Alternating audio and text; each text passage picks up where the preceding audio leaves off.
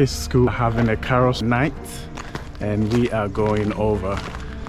2 kids have got a major role to play in these performances, so we're going to see.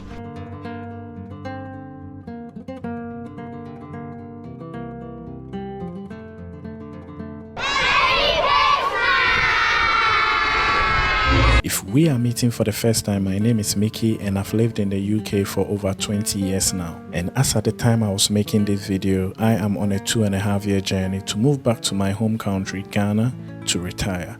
This is why. Why does my kids playing a major role in a school performance means a lot to me?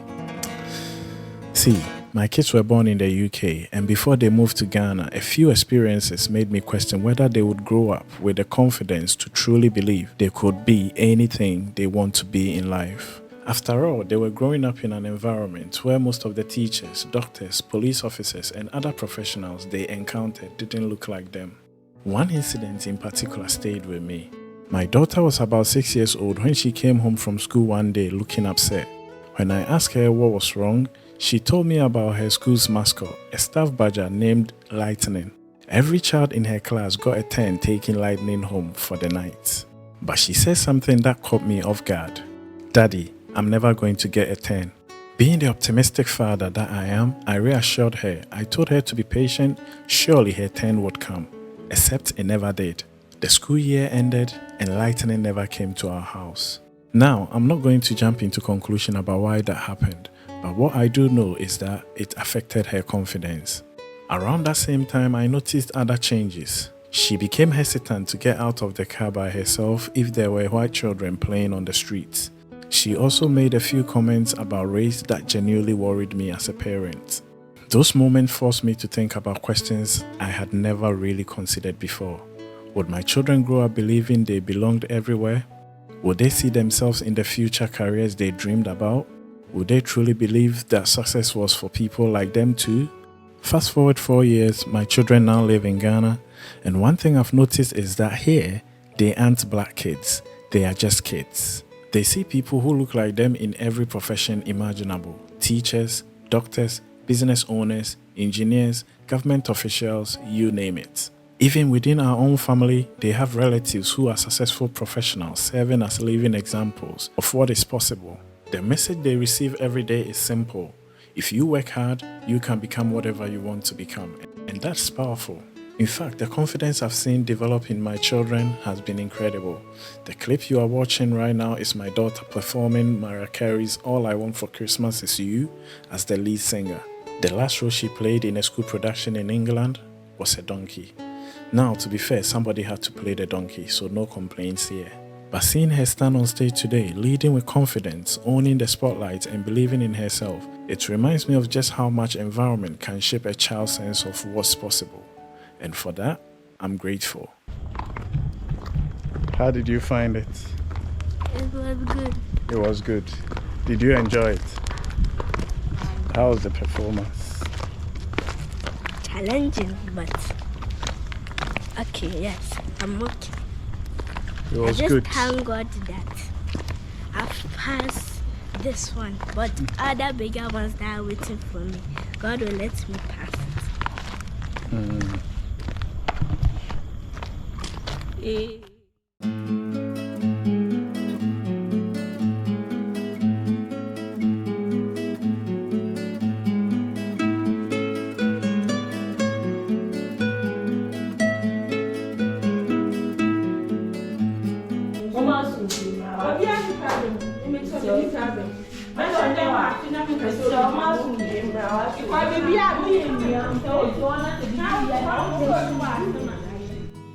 For some reason, the older I get, the more I find myself questioning what we are actually working towards.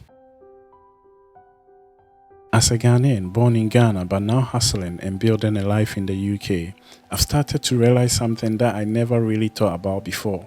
It can sometimes feel easier to build and own in Ghana than it is in the UK. Recently, I was having lunch with a colleague who is approaching retirement after a full career. We got talking about his retirement package and he was surprisingly open about the numbers. He told me he was going to receive about £60,000 as a lump sum and around £800 every month. He's leaving work a little earlier so he can still work if he wants to supplement that income. And when he told me £800 a month, I smiled and said, well, at least that should cover your rent. He looked at me, smiled and quietly said, maybe half of my mortgage. That response stayed with me because £800 a month sounds like a decent amount of money until you understand what it has to cover. Mortgage, council tax, utilities, insurance, food, transport, and all the other little expenses that somehow find their way into your bank account every month. And then I started thinking about what that same £800 represents to me as a Ghanaian. It's roughly around 12,000 Ghana cedis a month depending on the exchange rates. And I thought, if you already own a modest 1 or 2 bedroom house in Ghana, could £800 a month potentially provide a very different quality of life? You wouldn't be paying a mortgage, you wouldn't be paying rent. Your cost of living could be significantly low, and suddenly that same £800 feels like a completely different amount of money. And that's when I started thinking about this whole idea of the Western hamster wheel. You come to the UK, you work, you earn more, you buy a house, you take on a mortgage for 25 or 30 years, you pay council tax, you pay for utility, you pay insurance, you maintain the house, and somewhere along the way, you realize that a significant part of your income is simply going towards maintaining the life you've built. And don't get me wrong, there are enormous advantages of living and working in the UK. The earning potential is different, the infrastructure is different, the opportunities are different, and a UK property can ultimately become a very valuable asset. But I think we sometimes confuse earning more with being wealthier. Because what really matters isn't only what comes into your account, it's what you have left after everything has been paid. And even more importantly, what have you actually managed to own? I've watched people back home in Ghana build their houses gradually. They buy land, they start with the foundation, then the walls, then the roofing, then the finishing. Maybe it takes 5 years, maybe 10, but eventually they can look at the building and say, this is mine. No mortgages hanging over their head for another 20 years, no waiting until retirement before they can finally breathe. And then you look at some of us in the diaspora, we can spend 25 or 30 years paying for a 2 or 3 bedroom house. And sometimes by the time we finally paid it off, we are already approaching retirement. That contrast really made me think, maybe the question isn't simply, where can I earn the most money? Maybe the better question is, where can my money build the most freedom? And that's where I feel incredibly fortunate, because I feel like I've been blessed with the best of both worlds. I have access to the earning opportunities of the UK, but I also know Ghana. I understand the environment, I understand the culture, I understand that sometimes you don't need an enormous amount of money to start building something meaningful. So I've started thinking differently. What if I don't need to chase the biggest salary forever? What if I can earn a few pounds in the UK, live a little more modestly, and use that income to build something for myself and my family in Ghana?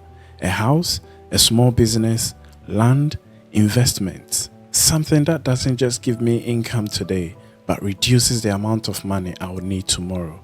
Because ultimately, I don't want to spend my entire life working just to afford the privilege of continuing to work.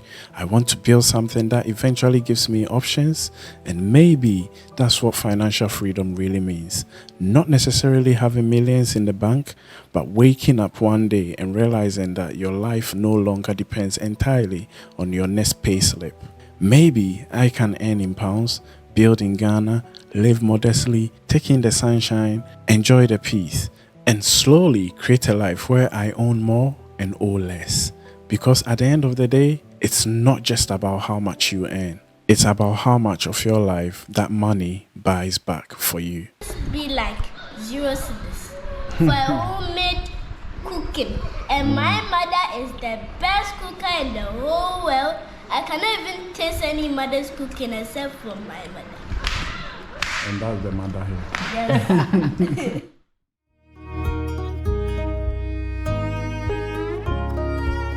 I fell in love with who I thought never wanna see me hurt, but I was fooled by all your vows and words no longer. Are we fishing in the forest instead of the sea? So this is when I realized that, you know what, I thrive in my local habitat. There is one final reason why, after more than 20 years in the UK, I feel it may be time for me to move back home to Ghana. And that reason is simple. I want to give back to my country. For as long as I can remember, I have often said that I was pushed away from Ghana at a very young age. Coming from a less privileged background, I quickly realized how difficult it could be to get an opportunity to prove yourself. The system felt heavily influenced by nepotism. It sometimes seemed that opportunities were reserved for those who knew the right people or had connections in right places. And for someone like me who didn't have those connections, it was incredibly frustrating. Eventually, I left Ghana without even completing my national service. At the time, living wasn't necessarily about turning my back on my country. I think deep down, I simply wanted to escape the limitations I felt were around me. I wanted to leave. I wanted to build myself. I wanted to gain experience, discover who I was, and one day come back and enjoy my country on my own terms. And now, more than 2 decades later, I find myself thinking about that dream very differently. Life abroad has given me experiences I could never have imagined when I was that young man leaving Ghana.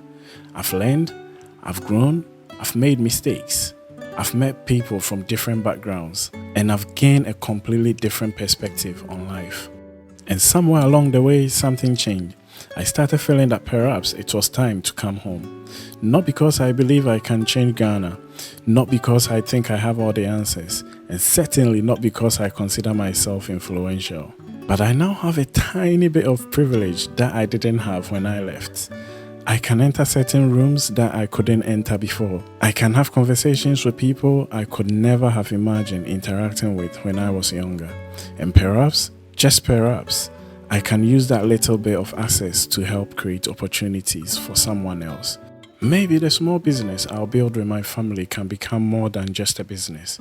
Maybe it can become a platform for a young Ghanaian with ambition, a young person who reminds me of the person I once was, a young Mickey who simply needs someone to open the door, provide an opportunity, or say, "Come in.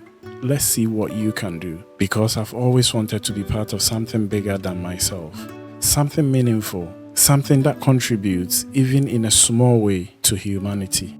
And honestly, I don't think there is anywhere that would mean more to me than doing that in Ghana, the country I come from, the country that frustrated me, the country that pushed me away, but also the country that shaped me.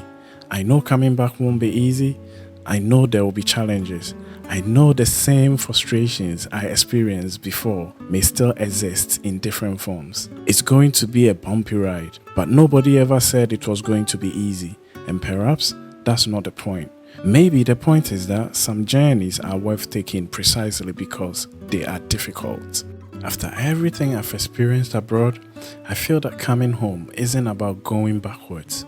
For me, it's about coming full circle.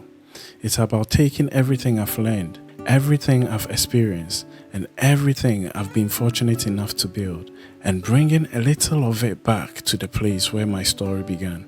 I want to brighten the small corner I came from, even if it's only a small light, because sometimes you don't need to change the whole country. Sometimes changing one person's life is enough. And if I can help create an opportunity for one young Ghanaian who feels the way I once felt, then perhaps coming back home will have been worth it.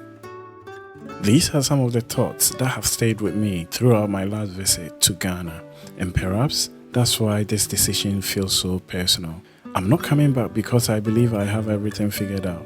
I'm coming back because, after more than 20 years away, my heart is telling me that it's time to try, to come home, to contribute, and to see what difference I can make. I know the road ahead won't be perfect, but I'm also convinced that it's going to be worth it. 3, 2, 1, go.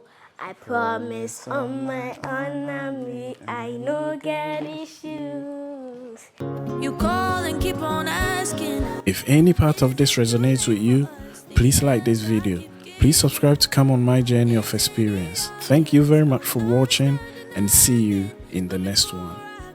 Bye. If shy day, I wanna take a shot to Obama. I promise on my honor, me, I no get issues. Yes! Okay.